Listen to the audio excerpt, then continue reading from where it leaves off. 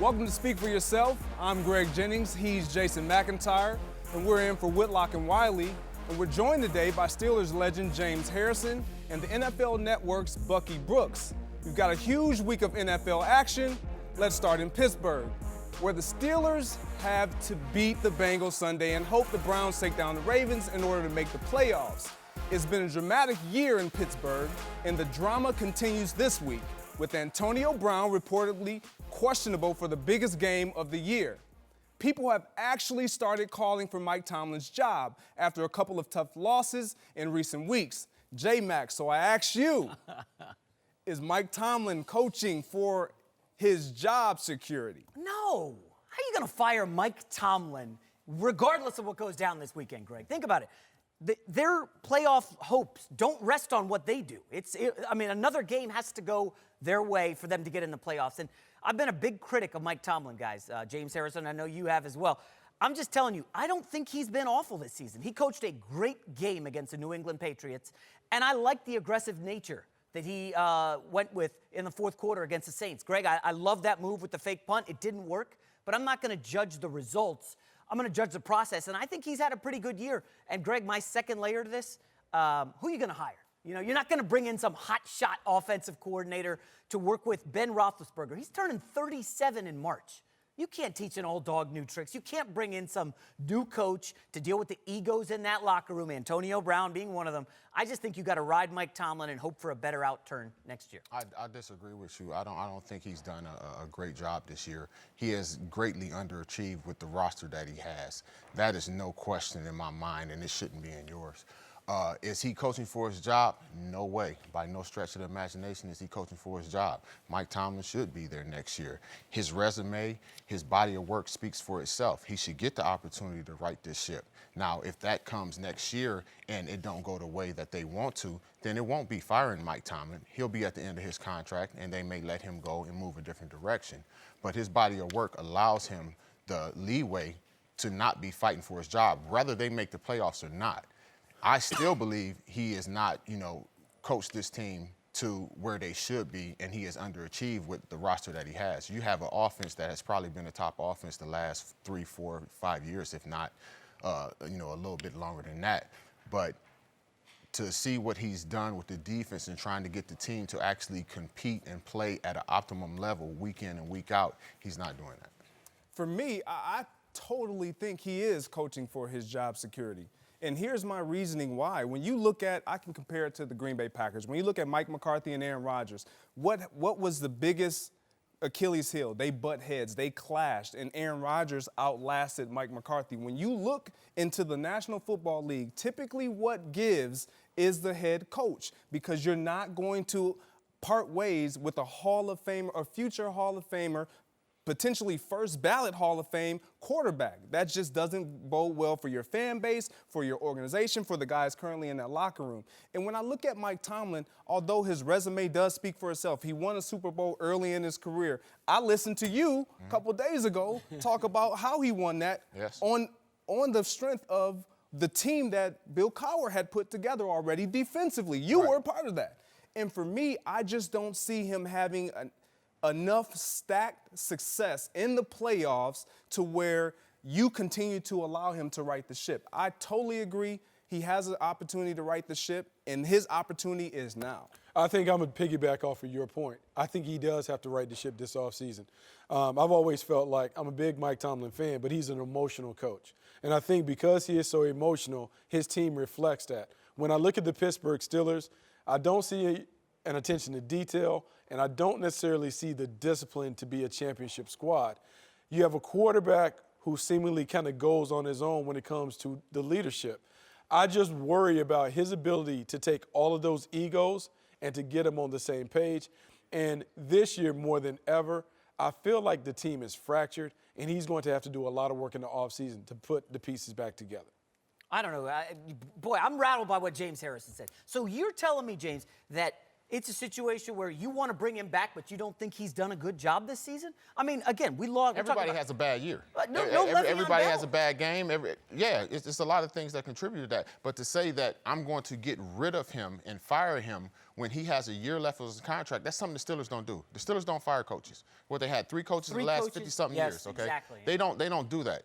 And with what he has done, with what he has built or what he acquired when he first came there, has been very good. His resume is good. So I'm going to allow him the chance to come back next year, whether we make the playoffs or not, and have an opportunity to right that ship. Can I pose this question?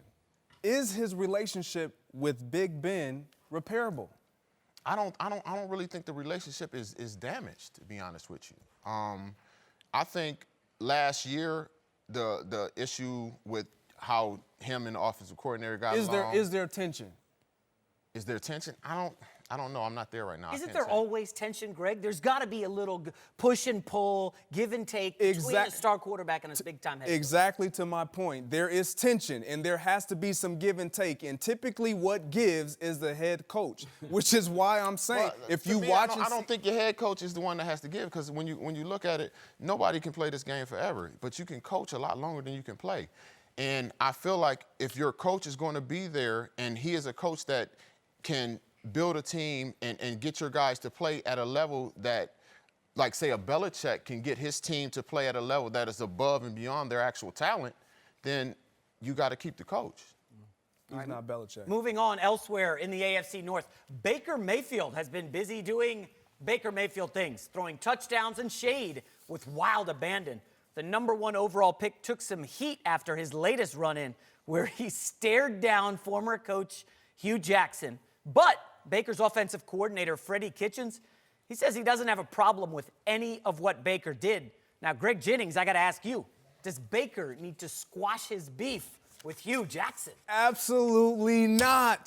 Oh, stop, Greg. Absolutely not. And, Bucky, I see you over there, and I see you giving me that eye. And here's why. When you look at what Baker Mayfield is fueled by, he's fueled by things like this. Regardless of how he entered into the National Football League, matter of fact, let's look at it. Let's look at it. Since Hugh Jackson acquired Baker Mayfield, we can look at the numbers. 5-2, 71% completion percentage. His passing numbers have gone up. Touchdown to interception ratio gone up. All because this team is thriving off of the energy that they are seeing out of their quarterback. This is who the Cleveland Browns are. When you think about the dog pound, they're scratching and they're clawing and they're trying to fight their way back to the top. Baker Mayfield is playing with a chip on his shoulder. Hugh Jackson has a large part to play in that, and this is why he's playing well. Greg, wait. Same was when he was Texas Greg. Tech. I got to get a timeout here. Hold up. You're telling me you want him swinging down on one of the worst coaches in NFL history, a guy who couldn't coach at all in Cleveland the last couple of years. What is the value in swinging down at a guy who's already down? We know you're kicking him when he's down. What does Baker Mayfield have to use motivation from going after Hugh Jackson? Do you remember? Hold on. I'm not saying do you remember swing the down last on him. time? Do you remember the last time he spent all week talking about Hugh Jackson? Remember they beat him in the earlier meeting when they beat the Bengals 35-20. He spent all week talking about it. What happened the next game? He came out and threw 3 picks against the Texans. He wasn't focused. If he keeps talking about Hugh Jackson all week, the Ravens defense is going to eat him up this week, and he's going to get clown-suited. Well, the Ravens defense may eat him up regardless. We'll see. Yeah, but my thing with Baker Mayfield is not necessarily Baker. Like, this is who he is. This is who he's been. He was like this in high school. He was like this at Oklahoma. He has obviously been like this with Cleveland. I think my take is our reaction to it is so much different when Baker Mayfield does it compared to other people. And so I just wanted to be a situation where if quarterbacks can act out and show out and talk and do all those things, I just don't want to hear the conversation when others have it. Last year at this same time, we had a huge conversation about Cam Newton barking at Ron Rivera. True. We've seen other quarterbacks bark at guys, and they're taking the task. I just wanted, look, if everyone wants to rally behind the underdog Baker Mayfield, cool. Let's just make it where all players can have their personalities and be colorful and do what they do as long as they're real and authentic. Yeah, I don't think he needs to squash his beef. I'm with you. I think that's his motivation. That's what drives him.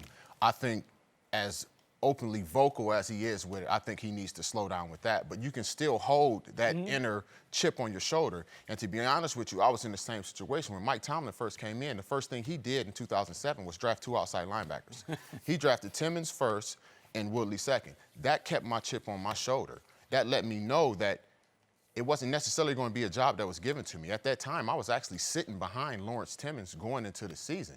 And because they were high-round draft choices, and Timmons ended up hurting his groin, that's how I ended up getting back into that spot, played it through, and was able to work out through it. But my whole motivation was every year, I know it's somebody coming to try and take my place, but I wasn't as open, loud, and vocal with it as Baker is. Okay, so are you staring down the GM or the coach when we make a great play and Timmons is on the bench? You're not doing that. And no, I'm thinking in my head, though. Right, okay. But then the outward showing, Bucky, here's my beef with it, okay? What happens when there is no motivation from the outside? Then you've got to motivate from within, and I don't know if Baker can do that. Is he going to call up old tweets from 3 years ago and say, hey, this guy wronged me, I'm going to dominate this? That is who he is, but I think all of us have that inside. The difference is he is so out and about with his. I think most of us look for people to slight us. In pregame, I'm looking for someone to, you looking at, okay. And so we're looking for something.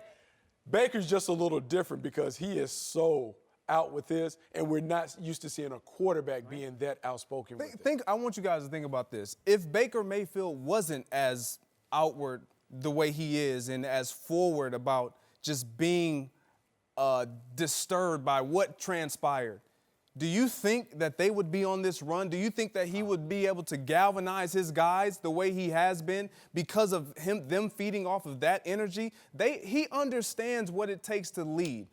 Let's be clear.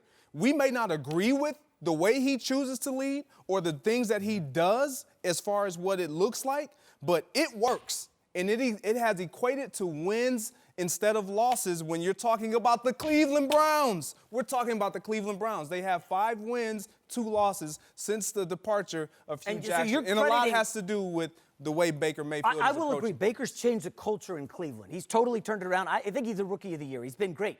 I just don't like the outward stuff. And, Bucky, you made a good point. We're not used to seeing quarterbacks act like this. Is this the new generation, the social media generation, the Fortnite generation, guys celebrating differently? Well, I think it can be because if you go back and you think about 7-on-7, if you go to a 7-on-7 event and the way these guys do it, it's a little more individual. It's a little more me than we. I think the change is we've always viewed the top quarterbacks as being very presidential. When Peyton Manning and Tom Brady were at the top of the league, they carried themselves a certain way. We even look at how they go to press conferences and how they're buttoned up. It is changing, and so now we have to kind of wrap our brain around there's a different style quarterback that can enter the league, and we kind of have to get used to seeing that.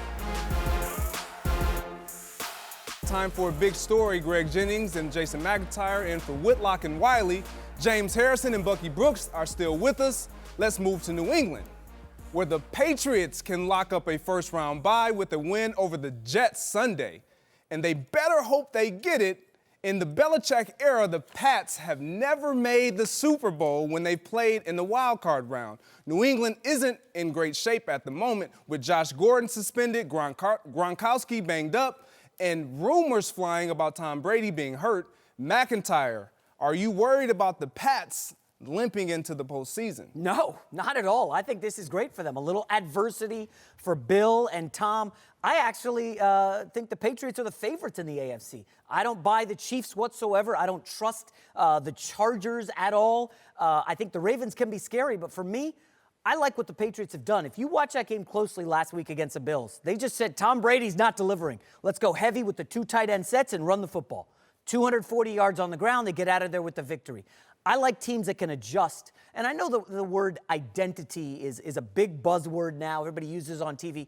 I think on some level, identity can be overrated, okay? Bill Belichick makes better adjustments than any coach in the league. You want to go back to that Falcons Super Bowl. They're getting stomped 28-3. He says, we can't handle the pressure.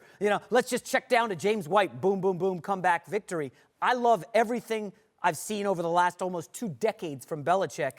I'm not worried about the Patriots at all. Look, I'm not worried about Belichick, but I am worried about the New England Patriots as a football team limping into the playoffs. When I look at Tom Brady, And I look at years past, he's always been the guy who's been able to overcome whatever ills and woes and weaknesses there may be. But this year, that is not the case. Their supporting cast is being proven that they have to now step up to the plate and make more plays for Tom Brady than Brady has to, in the past, have made for them. And I just don't think that they'll be able to just ease into the postseason and just breeze into the AFC Championship game and just walk into the Super Bowl again. It won't be that easy for them. I think that what we're seeing out of Tom Brady is a decline, and their personnel is struggling to lift him up versus him always having to lift them up. This reminds me of the Patriots in the early 2000s, 2001, 3, and 4, when they were able to win 3 out of 4 Super Bowls. During those years, they leaned on Antoine Smith and Corey Dillon. Nice. Run game, heavy, physical. Defense was probably the bell cow, was the identity of that team. The issue with Tom Brady is, as he gets older, Tom Brady doesn't want to get hit anymore. We're seeing Tom Brady flinch more than we ever have. And that's natural when you're an older player. You don't want to take big shots. I think what Belichick and Josh McDaniels have realized is if we can run the ball, if we can load it up, they can beat everybody in the AFC. They know those other teams are going to fall apart. They're going to give them games as long as they don't mess it up. I think what they're doing going into the postseason, they're getting ready to play playoff-style football, more 21 personnel, more old-school sets. They're going to win games ugly, but they're going to still win games. I'm going to have to disagree with you guys. I believe they could lose their first game if they face the Chargers or the Ravens, who actually have defenses that can compete with them, and offense that in the Ravens runs the ball, and the Patriots defense cannot stop the run. Tom, like you said, he can't overcome all the deficits that they have on defense now. Gronk is not looking like Gronk. Gronk has looked like he's out there playing on, a bad back, which is really, what he's doing. They're figuring out ways to cover Edelman so that he's not out there, getting it how he wanted. So, with that being said, I don't, if they face the Chargers or the Ravens, I believe they could be losing their first game at home since 2012 when they faced the Ravens and lost then.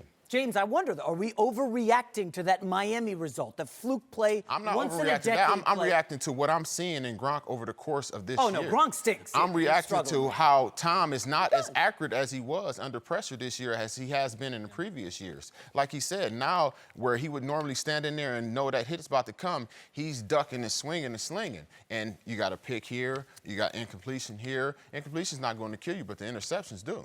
And let's not forget, though, this is a team that went into Chicago against an elite defense, scored 38 points. I know the special teams had 2 scores. It's Belichick, guys. I mean, sell them at your own peril. Like, seriously. No, what it is teams don't fear the New England Patriots anymore. When you look at what transpired in Miami, the way that they lost, in years past, if you were playing the New England Patriots, you were concerned.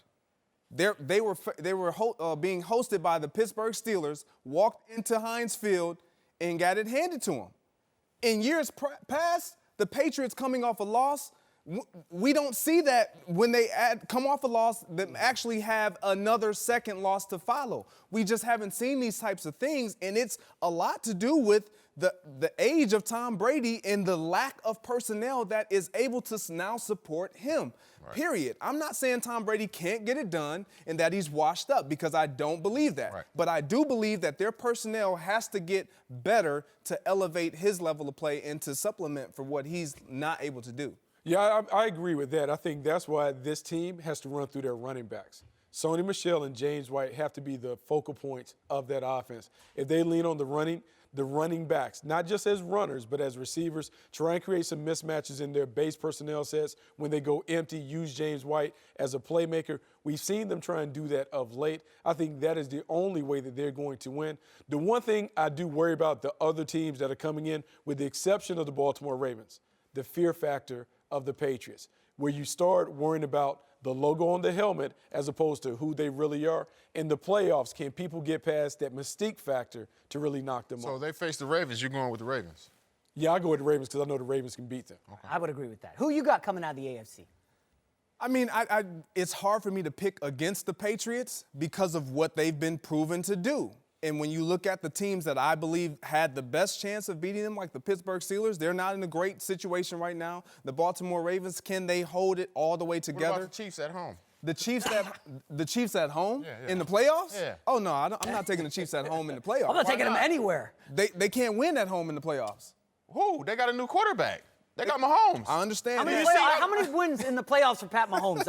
Space. Listen, the man got like 20 weeks, averaging what, 28 points a game, something goofy. Even in his losses, like 40 and 50 points. What are we talking about? When they played the Patriots this year, did he beat them? They played at home. It was 51 to 50 or Worst something like that. defense in That the was league, horrible. James. Just saying. You got to play a little bit of in the playoffs. You got to play defense. Listen. Some. They don't have you. Listen. I know your No, I'm looks just may trying be to tell you. intimidating, No, I'm trying to tell but they're you, not like- intimidating at the desk. They're intimidating on the field. I'm taking if Kansas City gets first home field, I'm taking them all the way to the Super Bowl. To it. I ain't saying they're gonna win it. To it. I got you. The Vikings and Eagles are chasing the NFC's final playoff spot, with Minnesota getting a win over Chicago, while the Eagles need a win and Vikings loss. Both teams have come to recent life in recent weeks, with Kirk Cousins back on track after the team changed offensive coordinators, while the Eagles have been energized by the return of Super Bowl MVP Nick Foles. J-Mac, who do you trust more this week, Kirk Cousins or Foles? This week, every week, I'm a Kirk Cousins guy. I Okay. really do. Listen, we're killing Kirk Cousins for his, primetime miscues this year. He's struggled in primetime, no doubt. But if you look at his numbers, 70% completions, 4,000 yards, 29 TDs, he's having the best season of his career. But the reason I trust him is, let's say things break down this weekend and the Vikings are struggling. Kirk can lean on the running game and Dalvin Cook. He can lean on that defense, which is starting to play at a level it was at last year. I'm a Kirk Cousins guy through and through. I'm not jumping off that ship. I will ride with Kirk Cousins. I don't think Nick Foles has a supporting cast. No run game, no defense. The secondary is abysmal. I'll go with Cousins. Congratulations, Jason McIntyre. I'm about to confirm your point, and I'm going to agree with you and say Kirk Cousins. I trust him more because of the supporting cast around him. And obviously, when we see a guy make that amount of money and get offered that amount of money, the expectation is through the roof. He has performed. He has lived up to his standard of what we have come to know Kirk Cousins as. Make big plays, throw for big yards, win some games, lose the important ones. He still has everything in front of him to what they set out to do, which is make the playoffs and have a deep playoff run. He just has to win on Sunday, and I trust him more than I trust Nick Foles. And it's not in prime time. So. I can't believe y'all trust him. They've gotten better by asking him to do less. Yes! He was throwing 40 times a game. They have now basically taken the ball out of his hands. He's only throwing it 24 times a game. $84 million quarterback who's a game manager. It is unbelievable. Far from a game manager. But that's what he's doing 24 times a game. He's basically Dak Prescott. You got to be safe, though. No, he's playing safe They're to not get into the asking playoffs. him to win it. Like, he is not the focal point of their offense the way that we thought he would be when they signed him to a big money deal. Well, when he was the focal point of their offense, they struggled because they didn't have balance. Now your defense is starting to play better. Third best defense in all of football. Absolutely. You ride that as well as your running game that you have to turn around and hand the ball off to two prime running backs. Just relax. Kirk Cousins is fine where he's at. He's going to make plays when his opportunity arises. Are we sure about that, though? I'm pretty confident. Yeah, I'm going with Nick Foles. Nick Foles has won the Super Bowl. Kirk Cousins hasn't won a big game or an important game or anything that really matters. Even if he wins this game, I'm still going against him for the playoffs because he hasn't won a playoff game and he doesn't perform well. It looks like under pressure, to be honest with you. I mean, I'm going with Foles. Hey, Greg, let me jump in here. Notice these guys did not talk up Nick Foles. There's nothing to say about it. They just went after. They just went after Super Bowl. Last year. What has he done He got a this Super year? Bowl. What has he done any year in a big game? Is this The Rock fair, or is that's a this fair James point. Harrison? This is The Rock right here. The Rock, okay. I'm aggressive with it. No, that's actually Denzel. I'm going to some other characters. I switch back and forth. I don't really know sometimes. So, Diverse. I'm real diverse. So, But look, Nick Foles, you can say what you want to say. I could argue that the Eagles play better when Nick Foles is in the game. No matter what we talk about with Carson Wentz, when you look at the Eagles, they perform better when Nick Foles is there. Whole team. There's something about his presence, his aura when he's there that they perform. Now we're in money time. When the game is big, he performed well, over 400 yards last weekend against the Houston Texans. We saw him perform in the Super Bowl. We have seen him play at a level where he had 27 touchdowns and only 2 interceptions. What they're doing, they're recycling the Chip Kelly offense, but it's working for them. I've seen Nick Foles play at a high level and win games. I haven't seen Kirk Cousins. Okay, let me add this level. I talk about all this all the time on my podcast. Trenches, trenches, trenches. The Minnesota Vikings cannot protect Kirk Cousins when he drops back. Go to look at the Pro Football Focus numbers. They have one of the worst pass blocking units in the league. Bucky, maybe that's why they're running. But you know what we're doing? You know why we pay him that much money? We pay him that money to make it right. The reason he's making $84 million, we make it right. That's what it goes. Because if not, we could have kept Case Keenum and upgraded the offensive line if that is what we're looking for. His job is to get us over the hump. No excuses. He has to deliver on Sunday. All the eyes on Kirk Cousins. Bucky, you might be making me. No, Greg, stay on my side. We're on the right side. I'm a realist because when you look at what transpired, the moment that the Philadelphia Eagles knew that, okay, we're going with Nick Foles. Look at what the guys did in the locker room. How it literally energized. A shrine. They got a shrine in the locker. Can we do this next week? Nick Foles versus Wentz? Because I'm on your side in that one. But that lets me know that these guys in this locker room are willing to do whatever it takes to win for this guy. Don't listen to That's dangerous coming into this part of the season. Man, Darren Sproles turning back the clock. Tell me where you at now. I am still with Kirk Yes, Cousins. thank you very much. Really, Well, he's a Vikings guy, James. It really is. It has a lot to do with Mike Zimmer, with what Mike Zimmer is able to do. Zimmer can't get in there and throw the ball for him. He can't, but he can fire offensive coordinator and grab all the attention of his entire coaching staff and everybody on that offensive roster and get it right. Get rid of that quarterback, though. No, he's not getting. James, He don't want to. relax. There's no What we need to. talking about? To the most dangerous guy in football this year, Patrick Mahomes, whose monster season has him as the favorite to win the MVP as we enter Week 17. Right behind Mahomes is wily veteran Drew Brees, who's having a record-setting year of his own, completing 74% of his passes. With the Saints locked into home field, Brees is actually going to sit out Sunday. Greg, does Brees deserve the MVP over Pat Mahomes? Okay. I as much as I love and respect Drew Brees, this is not about what he's done over the course of his career. This is a season-to-season race. And this is not even a contest. Patrick Mahomes, with what he's been able to do numbers-wise, it is a flat-out no-brainer. And I tell you why. I see you rolling your eyes. I am. Drew Brees, Flat-out no-brainer, Drew Greg. Brees has the luxury to lean on a defense.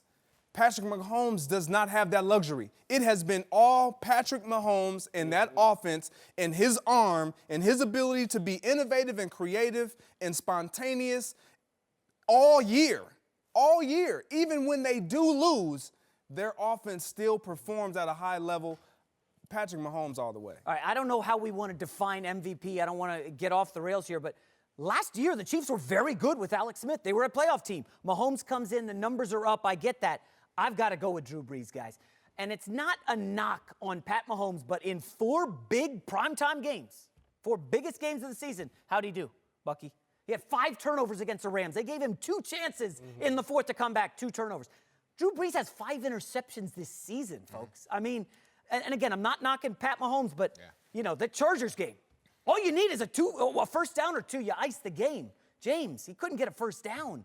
I got to go with Drew Brees. And again, it's close. Not saying like Greg Jennings, it's a landslide. It's close, James. You know what was so crazy is yesterday I was on here and I was on Brees. I'm like, Brees deserves it. You know, he has this. The team is doing better. And I went back home, man, and I got on the computer and I said, let me look up the little clips, the little 10, 15-minute clips to show the highlights of all the games. So I looked at Mahomes, I looked at Brees. And I can't deny it anymore, man. It's Holmes.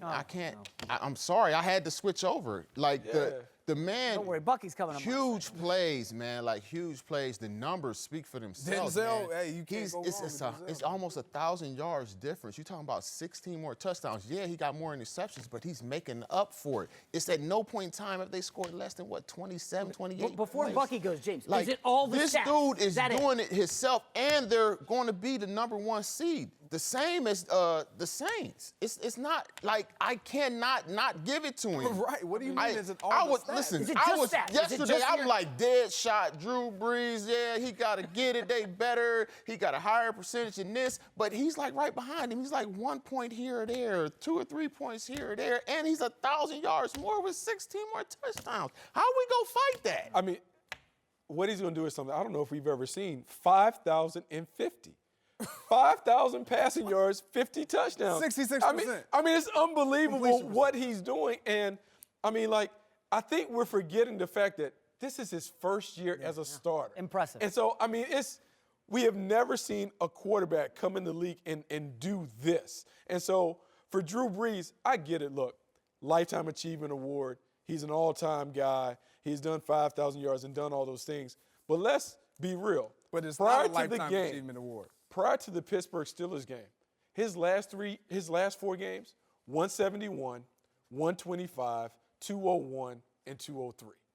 It is hard for me to say that those are MVP quality numbers when this other guy is basically playing Madden 19. Yeah, against the Raiders. Got it. Listen, guys, I would agree. It's close. It's close. But, Bucky, I keep coming back to this. The bad stats for Brees on the road, and he wasn't very good in I believe, Tampa. You know, and he had a couple other Dallas, obviously. But that balances out with Mahomes failing in big spots. Did he fail? He Or had did his 5 defense turnovers fail? against the Rams. Did he fail? Can I insert something 5 here? turnovers in the biggest Dude, game he's of like the season. 326 insert yards a something game versus Yards. the Brees Come is on. 200. He has wins. What other team? Matt Stafford should have MVPs if What yards other matter. team in the NFC South is going to the playoffs? I don't know. Top What- of my head, I don't know. At Atlanta this- Falcons, they're going to the. At, No, thi- they're not. at- They're at not. this point, what is Patrick Mahomes is still playing, trying to get solidify the number 1 seed. They could go from 1 to 5. So he's going to pad stats against Oakland. It and then has you're gonna- nothing oh, to it's do with pad Mahomes. stats, but it How's has it more. pad stats when This they have to game have a means win? more. So we're still going to see even more out of him. This is a big time game for the young gun. Just And the admit defense- it. No, the I'm not. defense is Hey. horrible. I'm not coming, James. No, thank you. It's okay. It's not happening. It's Not all right. yet. They brought me over to. Hey, watch to the- Teddy Bridgewater to the struggle dark this side. weekend. Teddy Bridgewater struggle. He's going to struggle. Welcome back, Greg Jennings and Jason McIntyre in for Whitlock and Wiley. We're joined now by the smartest man in all of college football, Joe Klatt. Pretty smart. Let's Man. move to this weekend's playoff, where number 1 Alabama and number 2 Clemson are heavy favorites in their matchup Saturday. Bama has faced only one real challenge all season, but this weekend they'll have to contend with the Heisman winner, Kyler Murray, and Clemson will be facing Notre Dame without 3 key players who were all suspended for PEDs, including one of their defensive stars, Dexter Lawrence. Joel, I ask you, who is more likely to get upset this weekend, Bama or Clemson? I think it's easier to say Clemson, but I think that the answer is Alabama. I know that's a little crazy, right? But Clemson is just so balanced, and I don't see the dynamic nature from Notre Dame that it might take and need to take to upset a team with that much talent. Whereas in the Alabama-Oklahoma game, while I would certainly pick Alabama, and they're probably rightly favored by double digits, you've got this electric ability for Oklahoma. I really believe that Oklahoma is going to score 45 points. I really do. Why? Because that's what they do. That's Saturday for them. This is a team that dropped 48 on the number 4 defense in America last year in the Rose Bowl. Alabama's what? The number 4 defense in America this year. I really believe that Lincoln Riley, with a month, with that roster, with that offensive line, with that quarterback and Kyler Murray, they're going to be in the mid-40s. So then it becomes, is there a special teams play, a stolen possession, a ball bounces your way, and all of a sudden you might be there. So that's why I think the team with the best chance to upset one of the favorites is Oklahoma, but it's because of their electricity. I don't think they're going to, but I think they've got the best chance. I would disagree, Joel. Let me ask, what happens if Alabama says, let's play an old school game? Let's turn back the clock and do what Kansas did, rushing for 350 against Oklahoma. Army had, I believe, 350 yards. Can't Alabama just ride that running game, keep the ball away the way the Ravens are doing in the NFL, and keep Kyler Murray off the field? That's why I lean to Notre Dame. The line has come down a little bit. I believe it was 13.5 down to 12.5. And the other interesting thing is Clemson got lit up by South Carolina. Yeah. They gave up over 400 yards passing. Clemson got lit up by Texas A&M. Notre Dame has 2 6'4" receivers. I think they're going to be able to move the ball methodically. I like the Irish. It may be an outright upset. Ian Book is a really good player. He's an efficient passer, and those things are correct. The biggest weakness for Clemson is their pass defense, 500 yards to South Carolina, 400 yards to Texas A&M. I think that Notre Dame has a chance. The problem that I have with Notre Dame, while they're a great team, they've played so many close games against average opponents. And that just scares me a little bit when you're going up against a team in Clemson that was blowing the doors off of everybody all season long. Now, granted, in a down year in the ACC, but they didn't really play a close game after the A&M game. So it's interesting. Listen, these two teams are favored by this margin for a reason. Yeah. They're the two best teams in America. This year probably has more in common with 2005, USC and Texas, where we have a clear top two and then a bunch of teams after that. Notre Dame and Oklahoma are just the ones that are going to go get a chance to play these two teams. But I got to tell you what, man, Alabama and Clemson are as good as they come. Well, being that I just called you the smartest man in all of college football. You're going to agree. I'm going to agree with Joe Clark. Shocker. I'm going to agree. No, and here's why. You used one word about Notre Dame being dynamic. When I look at Notre Dame going up against a Clemson team, I just don't think that they have enough firepower to be as explosive constantly down in and down out every single time they get the ball in their hands. Whereas when I look at Kyler Murray in that offense, when I look at what Alabama has in recent past struggled with, their last 4 losses coming to mobile guys who can run the football as well as beat you with throwing the ball in the air, Kyler Murray is that type of game breaker. When you look at a guy like Kyler Murray, he changes everything that you've prepared for, given what he does on the football field in that moment.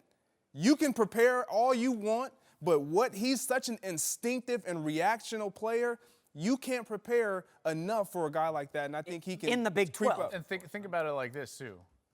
He is Johnny Manziel on PEDs. Yes. He's all the dynamic nature of him in broken plays and yet more efficient down the field. He's faster, he's quicker, he's got a better arm, he's more accurate. That's the type of guy that Saban defenses have struggled with in the past. The problem for me is OU's defense, man. I got to tell you, I think OU's going to score in the mid-40s. I really do. I think Bama's going to score in the mid-50s. Let me quickly go back joking aside, I mean, I really do. No, I would agree with that. The Clemson-Notre Dame game. So you said Notre Dame has been playing a lot of close games. Yeah. Well, Joel, you got a young quarterback on Clemson, kid Lawrence. They haven't played a close game since September. Sure. Does that concern you at all? Sure. Notre Dame pass defense inefficiency is number 3 in the country. Yeah, there's no doubt about it. And I think they've up front, Notre Dame is really good. Jerry Tillery and that defense is very good. Think about what they did, albeit at the beginning of the year, but to the Michigan run game. I mean, totally shut them down. This is a very good defense that could cause problems for Clemson. I think both of these teams have a shot to be in the bowl game late. I really do. I don't think both of the favorites are going to cover.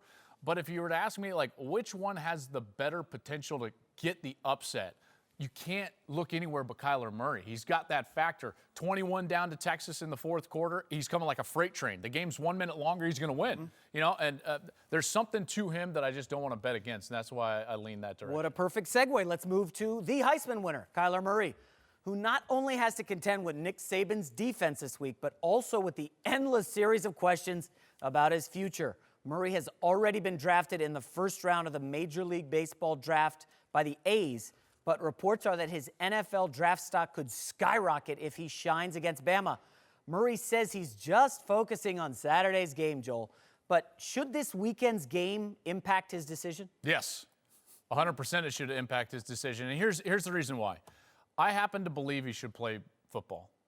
But the only way that he gets the maximum value out of his football career is if he shows out against Alabama this weekend in the Orange Bowl, because his body of work is not as large as what we saw the body of work that Baker Mayfield had. Remember, Baker Mayfield had 40-plus starts. He had 1,000-plus completions and 130-plus touchdowns in his college career. We knew what he was. He went to the shoe and won a big game against Ohio State.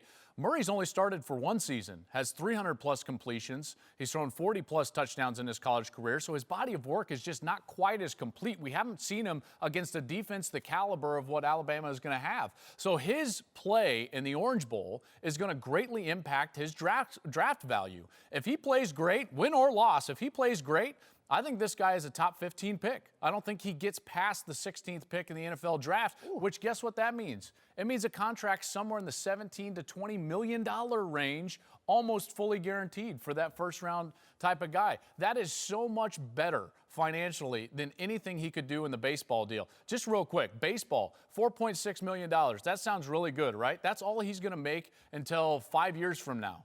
Because it's going to take him at least a year, maybe a year and a half to get to the big leagues. Then his arbitration clock starts, and he doesn't get to have salary arbitration until another 3 or 4 years after that clock starts. So you're talking about 5 years before this guy makes north of $700,000 in playing baseball. He can make 20 in the next 4 years playing football, and he doesn't have to ride a minor league baseball bus. Sign me up.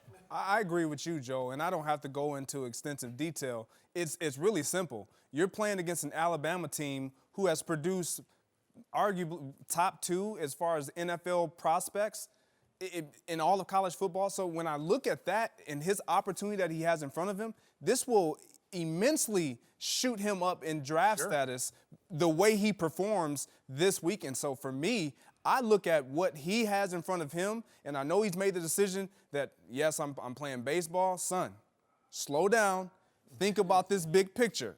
A young guy who can play that position with that skill set, he has a lot to offer a lot of teams. And when you look at the teams that are up for quarterbacks, Jags at number 6, you got the Bucks who aren't sold on Jameis Winston at number 7, Giants. I don't think the Giants will take him at 9. He could potentially very well be a top 10 pick. So I agree with everything said. Joel, I want to piggyback something you said. Yes, he is a little on the small side, right? Sure. But we're seeing the NFL changing rapidly, okay? Yep. Pat Mahomes is a Big 12 quarterback lighting the NFL on fire. Baker Mayfield was just the number 1 pick. He's 6'1" or whatever you want to say. The height doesn't matter. I just look at all these factors and the stuff Murray's telling friends, apparently, and it's starting to get out that he wants to play in the NFL. We just saw a team trade up into the first round to get Lamar Jackson, who people questioned. Lamar Jackson is having a really strong rookie season. He is. And really quick, Joe, before you even go, because you let the viewers know, you played baseball and football. How hard is it to really make that decision? Oh, baseball's the worst. I loved football my whole life. My dad was a high school football coach. I was just a better baseball player, and that was where my opportunity was out of high school. So I tried it. It did not go well. Every day I played minor league baseball, I yearned to play football.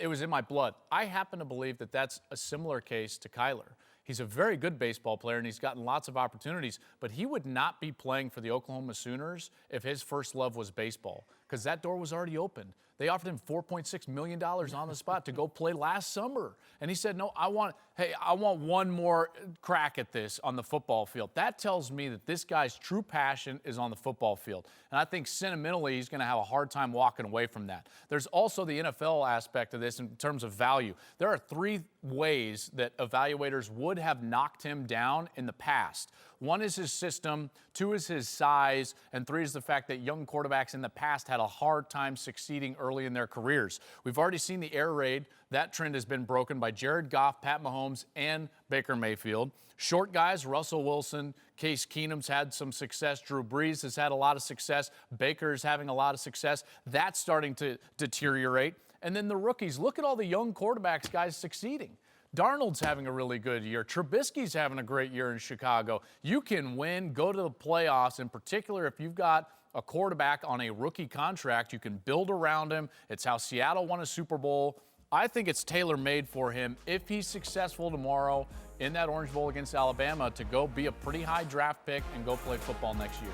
Appreciate you always stopping by. Kyler, smartest man in college football. Pay attention to him. Greg Jennings and Jason McIntyre in for Whitlock and Wiley. We're joined now by NBA Fox analysts and well-dressed down because Whitlock and Wiley aren't here. Jim Jackson. Casual Friday. And NBA champ Dante Jones. Let's move to Sacramento, where the Lakers lost to the Kings on a wild buzzer beater last night. It was the Lakers' first game since LeBron went down with groin injury, and while they came up short, their young core actually played well, and Lonzo put on a show with 20 points, 12 assists, and 9 boards. J-Mac, should LeBron actually be encouraged by the showing after that loss? Actually, yeah, heck yeah, you should. I mean, this is twofold, I think, Greg. Number one, you want these young guys to start seeing how they look without LeBron. Like, LeBron's 34 years old here in a couple days. We don't know if he's going to have to miss more games during the season. You know, guys get injured when they get older in their career.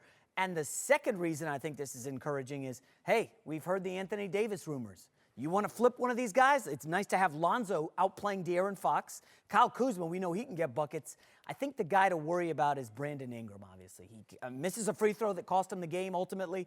And I just haven't seen that leap in year 3 from Ingram. I think he's going to be tougher to flip than Lonzo or Kuzma in a trade to get a big fish. I'm with you. I think LeBron should definitely be encouraged. But I want to give credit to Luke Walton because his decision to defer to these young guys early in the season is starting to pay dividends. Them being able to step up and come up big late in games. Although they didn't win last night, we saw what they did to finish out that game against the Warriors a couple nights ago. So I like where they're headed. And Lonzo Ball, let's give him credit. His confidence is at a supreme high right now. And that's why I believe this young Lakers team is making a stride in the right direction. And they'll be great moving forward. I don't take it as anything is exactly what it was. You have a group of guys who are maturing, getting better on a yearly basis, and they didn't win a game. I don't think he should take anything out of that. They're the same place they were last year with this group of guys. They couldn't win big games down the stretch.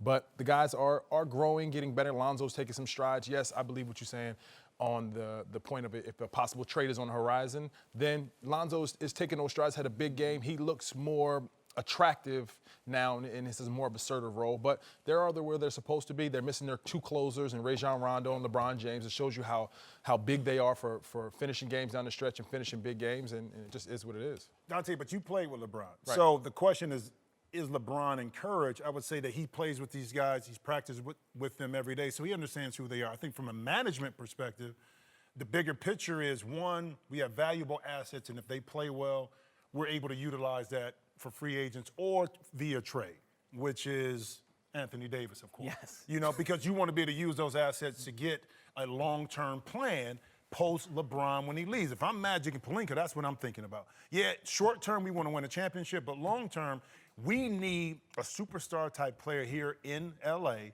that can carry the torch. Now, in regards to Ingram not probably progressing as fast, a lot of it has to do with LeBron. It does. You know what I mean? Because it takes the ball out of his hands. He's not kind of the closer. So his progression is going to be slowed down a little bit.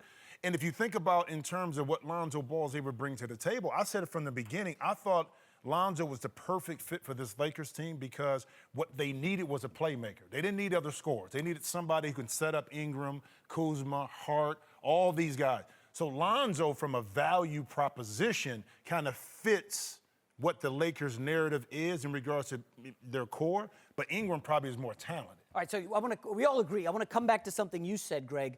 You said something about, Luke Walton doing a good job with these guys. I do wonder, LeBron looking at the players saying, oh, nice job, nice job.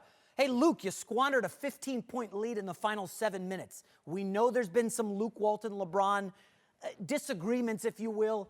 I do wonder, Greg, Luke Walton, you can't blow 15-point leads when the Lakers, they fell down a seed in the standings there. But Luke wasn't on the court. Thank you. He was coaching the guys, Jim. Luke's not, listen, Luke can draw plays all he wants. And Dante, you know this, especially with a young team. And I don't mean to jump in. I got two on this. This is your play. Luke can draw up all he wants. But if those players don't execute that play, especially keep in mind, just because they didn't score, that didn't mean they couldn't play defense and stop anybody. Well, that's not Luke Walton's fault. I mean, guys got to want to do it. Dante, back me up here. Yeah, the players have to win the game at the end of the Right. day. Like, it's not all Luke's responsibility. X and O's go only so far. Leadership only goes so far. The players have to get it done. I want to speak back to a point you made about Brandon Ingram. Brandon Ingram doesn't have to be a closer to be a very, very good basketball player and still be attractive to other teams. He's not a closer. I don't think he ever will be a closer. But what he is he's long, athletic, versatile, can score in bunches, and do a whole bunch of things that can win basketball games. Being a closer is only for certain people. And he's a piece for a team moving on in the future that they can look to for as something being a big part of the organization. All All right, to another team that lost a close one last night, the Golden State Warriors haven't looked like their usual dominant selves so far this season. Earlier this week, Coach Steve Kerr talked about the team's relative struggles this year, saying the bar they've set is high, and that may be the most scrutinized team in NBA history. Greg, is the scrutiny taking a toll on Jim Jackson's Warriors this year? I think the scrutiny is definitely taking a toll. From this standpoint, anytime as a player, when you start to clap back consistently, I'm starting to touch you. I'm starting to kind of come in. There's a kink in your armor somewhere. When we listen to Klay Thompson in this slump talk about, I'm just fine, I'm good, I just got to get. He is not the same Klay Thompson that he was last year in this offense. It just looks different. And I think a lot of that has to do with the fact that they set the bar. They set the gold standard. Every team now is starting to form their team to look like the Golden State Warriors so that they can top what they've been able to do and take them from what they've always been able to accomplish as winning championships. So I think the scrutiny is definitely taking a toll. Listen, scrutiny is at an all-time high for everybody. The best player in the game is the most scrutinized player in basketball, LeBron James. The best team in the game is going to be the most scrutinized team in basketball. But this is what you asked for. You asked for this, Kevin Durant, when you wanted to be a free agent. Right. And you wanted to hold your own destiny and go on the market next year. You asked for this. The struggle that they're having is not because of the scrutiny. It's because of the Kevin Durant feud between him and Draymond. When that happened, it's been fragmenting ever since. It's not been the same team. They have injuries. They have that going on. They have Kevin's looming free agency coming up. Like, they're not the cohesive unit that they used to be. And what else is going on is the fact that they don't have positive veterans at the end of their bench like they did last year. You had Zaza and you had David West. When these things were going on, you could look to them for leadership. Wait, you could look to them for guidance. What about DeMarcus Cousins? You can't look to him for leadership. He's never been that. He's never been that. for I'm joking. So David West's presence is missed right now for times like this. When the ship is not right, he takes the necessary leadership steps to get this to going. Your leaders are not your front four. Your all-stars, those are not your leaders. The guys that you look to when times get rough. So that's what's going on right now. Well, if you look at history, and we talked about this earlier in the week, and I talked about the 97-98 Bulls on their back-to-back, looking at three-peat. They were 9-7 in the month of November. The Lakers 0-1 and 0-2 were 6-5, I think, in December. Okay? Shaq talked about this last night, is that they got bored, they got complacent. The Warriors, to me, that's one thing that I said at the beginning of the year, and even last year when they went through the slump, is that it's hard not to fight complacency when you're that good when you won. It's just a drag, as you know, Dante, to get through that 82-game season and finally get to the playoffs. Now, I think the difference, and to your point, Michael Jordan wouldn't allow things just to fester, okay? Kobe Bryant and his ascension to leadership wouldn't let things fester, so they righted the ship. Who's that guy for Golden State when things kind of go off right now? Because you don't really have it in regards to, I respect him so much, like you're talking about David West being gone, that we need to figure this out. So it's some things that I think Golden State needs to address. I don't think there's a need to panic. No. We've seen it before with successful teams, whatever sport it may be, but it's just that the spotlight, and trust me, I would love to be in their position where to be scrutinized for about to win the third championship. That means that you're great. I think Kerr makes some good points, but I want to go back to the word you used, bored. I mean, it's obvious watching. They don't care. This is a team. I'm not going to say they don't care. No, they don't. No, Jim, I'll tell you. They are not that. They care, but it's not as when important. These guys, the regular season is not as important to them as being healthy and going into the playoffs. Remember, okay, when Kevin Durant got there, it's I got to get a title. They got the title. Right. Then I got to get another MVP award. Gets it. What are they looking forward to this year? They've done it all. History. This is a team. History. What history? But three-peat. No, history. Come on, other teams have three-peated, Jim. But how many? The point Lakers have, Bulls have. And the Celtics. They That's can, it. yeah, That's they can it. do this. That's part of history. Bro, it's So a reason, Jason, it's a reason why, since the Celtics did it in the 60s and went all the way to the Bulls in the 90s, that it's hard to do. So they have an opportunity to be a part of history right now. The point that you made, with the Lakers and the Bulls, their best player was their dog, was their leader, and was the one who was trying to dominate at all costs. Michael Jordan made a statement. It's like our goal was to win at all costs. So yeah, we got complacent for a month. Yeah, we had other things going on, but we had to win, and I set the tone for my teammates. Kobe Bryant was stated in an interview saying, you know what, I just couldn't deal with anybody not expecting excellence out of themselves. Well, who are you going to look to as your best player to do that? Kevin Durant already said he doesn't want to be a leader, and Steph Curry is not as aggressive as a Michael Jordan or a Kobe Bryant. So that's why I say you had somebody at the end of your bench like a David West who was respected, who was an all-star, who had that voice to be able to be used. Now you just don't have that because the people that are the great players on your roster would have to step so far out of their skin that it just wouldn't, you really wouldn't feel it. Exactly. So it speaks to that point. Welcome back. Jennings and McIntyre in for Whitlock and Wiley. Jim Jackson and Dante Jones are here. Time for don't touch that. Don't touch that. Causing trouble, Jim. Time for Antisocial. You know Whitlock got to have his splitter off. I'm going to give it to you right now. Time for Antisocial. Social media manager Darnell Smith is here. Big Swole. Big Swole. What you got for us, Darnell? Yes, sir, man. Come on. Start off in the NBA, where Donovan Mitchell will join a short list of NBA players who have their own signature shoe. And it looks like Kyle Kuzma might be a little envious. Yesterday, in response to the news, Kuzma tweeted, "Must be nice," and tagged Mitchell in the tweet. So, guys, is Kuzma low-key jealous here? No, man, that's what it must be nice. It must be nice. That's not hate. That means I wish I could have it too. You know what I mean? Like, Right. and that's paying respect. Envious is the word. Envious. Talk to him, Jimmy. Because envious, because that's what he wants. He wants his own shooter. He in L.A. He hit, spotted Mitchell up, like, must be nice. Hint, hint. Right. Can I get my own? Yeah. So it's a subtweet. Yeah. I mean, he ain't get one, but When you're in LeBron's shadow, I don't know if you can it's get kind of your hard. Kyrie got his own. Yeah, but he had it before. Come on. Okay. He had it before. Number one overall pick. Who? Kyrie. Yeah.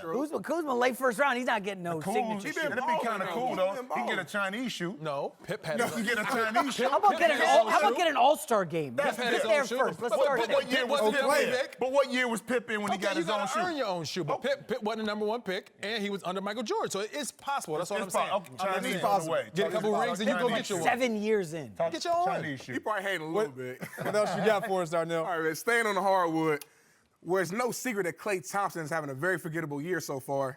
I love your word choice. Your word choice is Do it.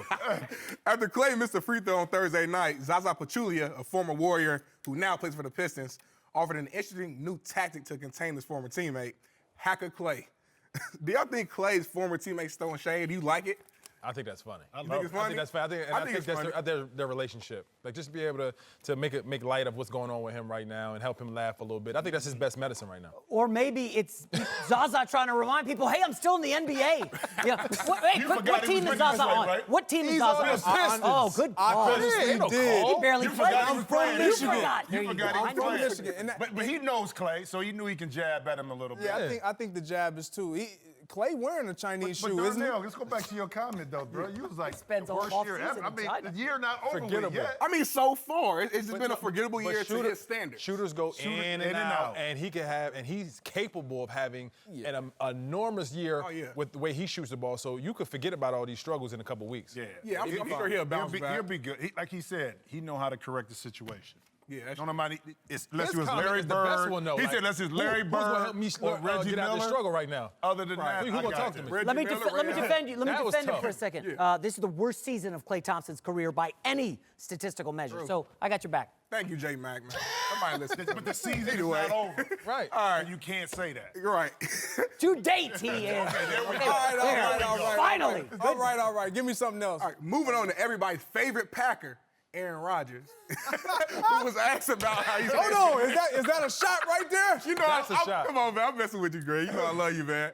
Aaron Rodgers, he was asked about how he stays connected with his former teammates, and he responded in a very Aaron Rodgers kind of way, saying, quote, "Well, I'm not going to start playing Fortnite or any of that other crap. Will this actually help Rodgers connect with his teammates?" Right. I think we'll just give this one to Greg and decide your boy, Rodgers. That's his boy. Huh? I Your mean, guy. That's his boy. Would it help him connect? Yes. Is this the criteria that he has to go to connect with teammates? Come on, man. Fortnite? Nah, man, stop it.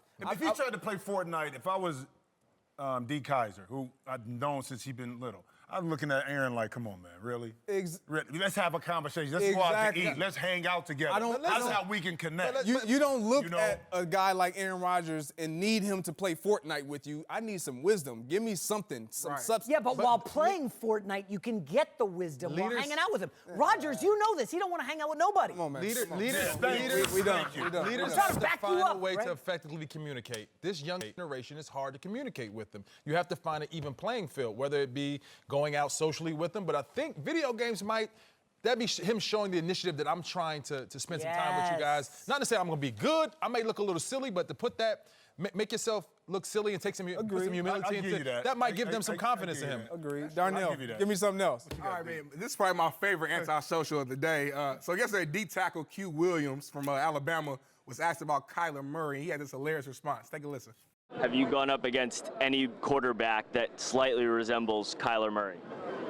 Now I don't feel like I have going against a quarterback slightly resembling Kyler Murray, but I feel like Kyler Murray is not where everybody. What's that? No, I'm good. Hey, look. Hey, okay. Did he shut up Charles Barkley a little bit? Oh, wait a minute. Because I grew up in church. My dad's a pastor, so I know what that looks like and feels like. Nobody else needs to see that look. But when he paused right there, that's Nick Saban in the background giving him that look. And never mind. I'm good. He's shut thinking up about the quick about 110s he's going to have to run if he said something crazy. He would have been billboard material, too, in regards to just having that out there. I mean, because he caught himself real quick. He wanted to say what he wanted to say. Yeah.